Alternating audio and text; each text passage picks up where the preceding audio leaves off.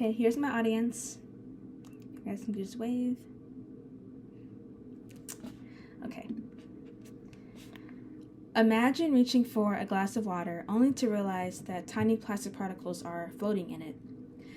If us as a society continue down this path, plastic waste just won't be in the oceans or the landfills. It will be inside every sip of water we take, every meal we eat, and every breath we take. It is my firm belief that the U.S. Congress must provide a nationwide ban on plastic bags to end environmental pollution, protect public health, and promote sustainable alternatives. This issue is just not about keeping the streets clean. It's about ensuring that this generation and future generations don't inherit a planet suffocating in plastic waste. Through my personal and extensive research on classical pollution and its effects on human health and wildlife, I have found so much overwhelming evidence that plastic bags are one of the most persistent and preventable sources of environmental damage. Every person I know, and I know that you guys know people that use plastic bags in one way or another, where you shop at a grocery store, you grab takeout food, or you receive a package in the mail, plastic bags are everywhere. But have you wondered where do they go after we throw them away? Well, unfortunately, they don't disappear, and they break down into microplastics, which pollutes our environment, our food, and most of all, our bodies.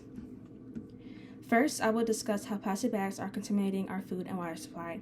Second, I will explain how plastic pollution is devastating our wildlife and our ecosystems.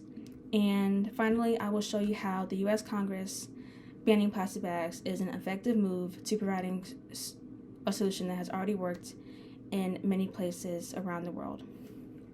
Plastic bags just don't litter our environment. They are actively making their way into our bodies, and it is affecting our health. To us, and sometimes to me, plastic bags may seem harmless when it's just used for a few minutes to carry groceries or whatnot. But once we throw them away, they never truly go away. And like I said before, they break down into microplastic particles, known as microplastics, which infiltrate our environment and our food sources. According to the World Health Organization, also known as WHO, it states that microplastics have been detected in drinking water sources, bottled water, and tap water worldwide and across our country. And according to Geneva Environment Network, these particles may cause hormonal imbalances, organ damage, and long-term health risks, which includes a risk of cancer and reproductive issues. Every time we drink a glass of water or eat seafood, we could be ingesting toxic plastic particles that have traveled through the food chain. A national plastic bag ban would limit the production of plastic waste, and which reduces the presence of microplastics in our water and food. But unfortunately, humans aren't the only ones suffering, and plastic pollution is also devastating wildlife and our ecosystems. As you guys may know, plastic bags are one of the most dangerous pollutants to marine and land animals, and their lightweight nature makes them really easily airborne, spreading pollution to even the most remote environments. And according to the Center for Biological Diversity, over 100,000 marine animals die annually due to plastic pollution. The loss of marine life disrupts the ecosystem, leading to population declines and biodiversity loss. A nationwide ban on plastic bags would drastically reduce the plastic waste, helping to protect the wildlife that is vital to our planet's ecosystem.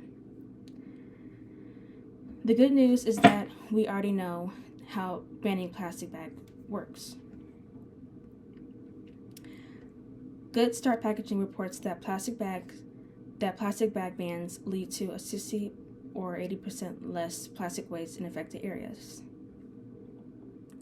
A nationwide policy would create a massive reduction in pollution, protect wildlife, and reduce long-term health risks associated with plastic pollution. And plastic bags are harming our planet and our future, but we all know that Congress has the power to change that.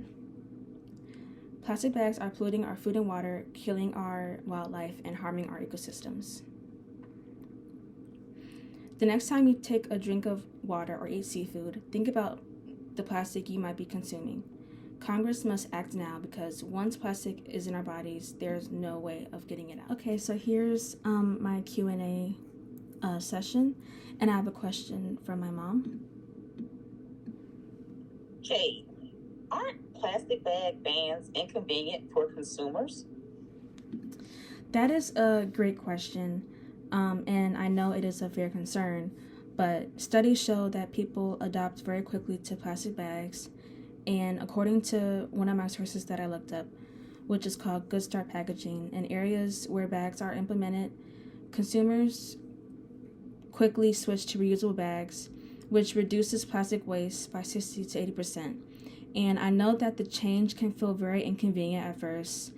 Many people prefer alternatives like reusable bags once they experience the long-lasting benefits, such as how strong it is, it's longer lasting, and it is better for the environment. Okay. I have one more question. If plastic bags are banned, won't people just use more plastic alternatives like thicker, reusable plastic bags?